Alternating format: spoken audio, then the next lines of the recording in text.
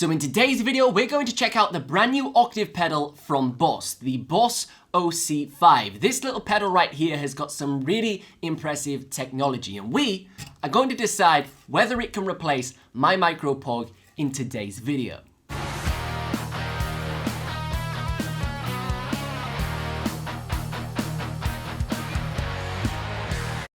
Hey, what's up? Hope you're having a fantastic day and welcome back to another video. Now today, we're going to be checking out the brand new Boss OC-5. This is literally just arrived today and I've been pretty excited to check out this octave pedal. Now in today's video, I want to unbox the Boss OC-5, show off some of its new features and also compare it to the Micro Pog by Electro Harmonix. Now the Micro Pog has been my primary octave pedal for probably the last 5 years and I've been eager to upgrade that pedal on my pedal board, and I think the OC-5 is probably going to replace it.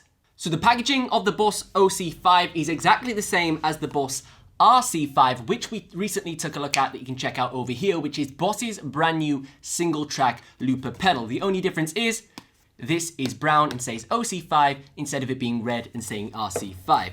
Same style of stuff inside of the box. We've got a sort of quick start manual to show you some of the modes that you can actually run the Boss OC-5 in, and then we actually have the pedal itself. So let's actually check out the main event and let's not wait any longer. Now, first impressions of taking the OC-5 out of the box is I really like the upgrade in the visual department on this pedal. I really like the new color that the OC-5 has. It's much deeper than the OC-3. It's a much darker tone in the coloring on the actual pedal, but I think it looks really nice. And also the new text and things that Boss are going for with their whole new branding looks absolutely stunning. Now, in terms of audio routing with the Boss OC-5, it's pretty primitive and pretty basic. We've simply just got an input, we've got an output, and also a direct out. So this means you have an output which will have the effect applied to it, and then you'll have a direct out, which is essentially like a dry, which means there'll be no effect applied to it, regardless of the pedal being on or the pedal being bypassed when you've got it switched off. This is perfect for people that have quite a lot of pedals on their pedal board and they want lots of different routing options and they've got some really complex advanced things going on. Now the inputs and outputs are pretty much identical to the Micro Pog, and let's quickly compare that before we do a sound test.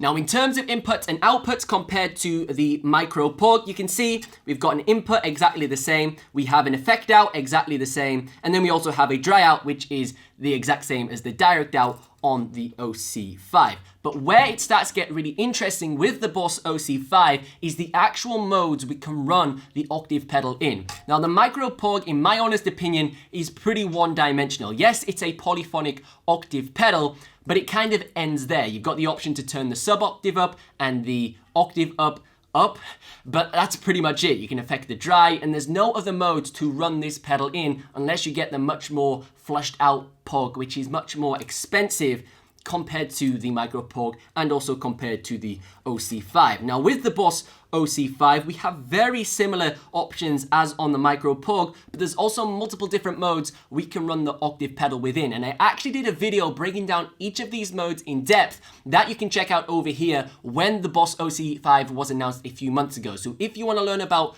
more discussion points around each mode in detail, that's the video that you definitely want to watch, because in this video, we're actually going to see how it sounds.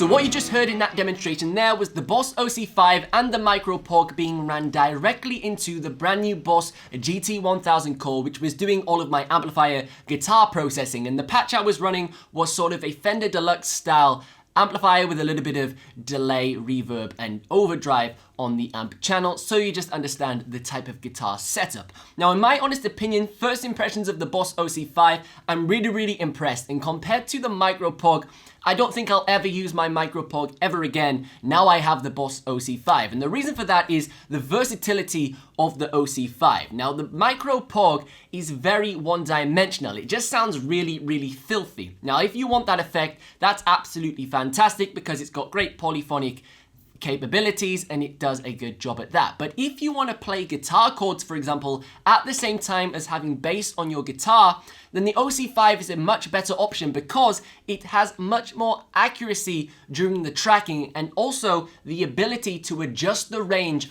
of the notes that the octave is actually being applied to. Now, in the first demonstration with the Boss OC-5, you'll have noticed that when I was playing chords and multiple notes at once in polyphonic mode, the bass was only being applied to the lowest note of that chord, which allows you to use the OC-5 to really fatten up your guitar parts. Whereas when I tried to attempt similar things with the Micro Pog, it just applied octaves to every single note that I was playing in polyphonic mode, which in my opinion, I really do not like about an octave pedal. Now, if you want that out of your octave pedal, that's perfectly fine because the OC-5 can do that as well. And in fact, it also has a vintage mode which allows you to emulate the Boss OC2, which essentially gives you what the Micro Pog effect you just heard in those demonstrations, but even more classic and even more Boss because they were the original people to create these styles of octave pedals. But if you've enjoyed today's video, be sure to give it a thumbs up and also consider subscribing because I've got loads of reviews coming out with all of the brand new Boss pedals. We'll be featuring the OC-5 again with a full detailed review